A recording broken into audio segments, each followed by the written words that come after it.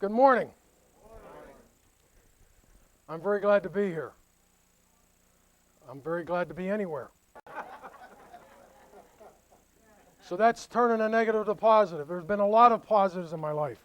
I want to share some of those issues with you because many of the guys are in the chairs. I was there when you were there. I've been there.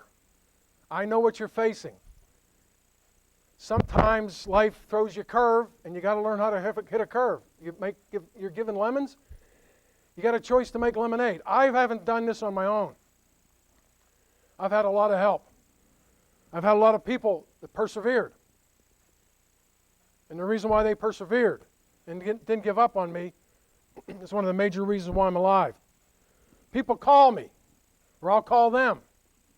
I'll send them an email. And I say, well, we were just talking about you. Your ears burning? My response is, what, again? It's a burn joke. So humor will get you through anything.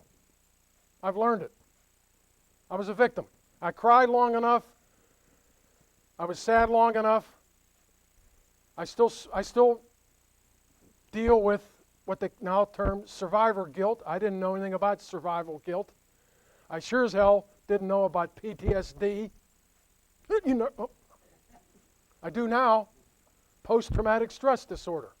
But it's not a process or psychosis, if you will, that I conveniently hang my hat on when something doesn't go right. Oh, I got PTSD, or I've got survivor guilt. It becomes an excuse. Then you're not really a survivor. You have to get on with your life. You have to learn from what you've been given and build on it. And that's what I've tried to do. There's friends of mine now I was in a hospital with that I've met and I've seen recently. Door gunners, crew chiefs, bad phosphorus burns, their face, their arms, their legs. They've gone back into society. They're married. They're working for the VA. They're an outreach center out in Old Greenwich, Connecticut, amongst other places. Several become teachers. Several become lawyers. There's been a few of my friends that I know that decided it wasn't worth it and took their own life. These people persevered on my behalf. I was just a patient. But they had the dedication and the professionalism and the caring to push me. If they hadn't pushed me, I wouldn't be here.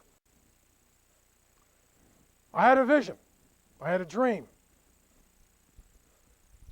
that I was not going to be carried out of that hospital and I was not going to be wheeled out of that hospital.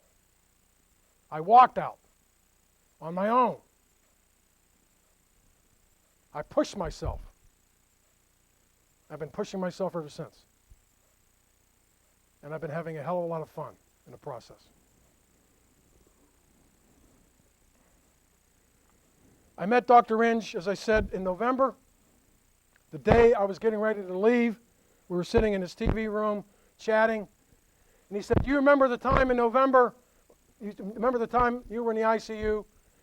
Essentially, they were getting ready to go around and put the tags on the toes. Make it, not make it, not make it. He said, we came to your bed, and someone made the comment that he's not going to live. And Dr. Inch told me in November, a year ago. He said, I opened my eyes and said, like hell, I'm not going to die. I'm not giving up. I want to live. I said, no, Doc, I do not remember saying that to you. Why did I survive? Some of the major examples, the reasons why I survived. The rancher, my doctor, the Coast Guard crew, the hospital commander in Hamilton, my wife, my mother. They had hell to pay in an ICU where the smell was terrible.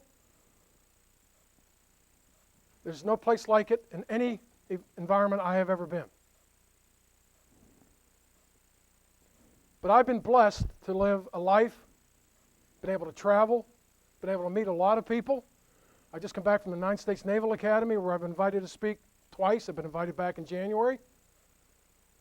And the people that I've met, the places that I've been able to travel, not only nationally and internationally, God has blessed me indeed. Oh yeah, I believe in God. I believe in a hereafter. I've seen it.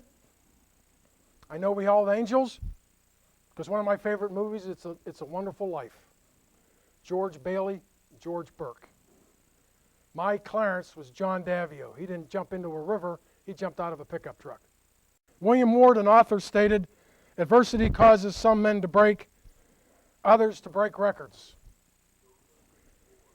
Adversity can make you either better or bitter. It's a choice.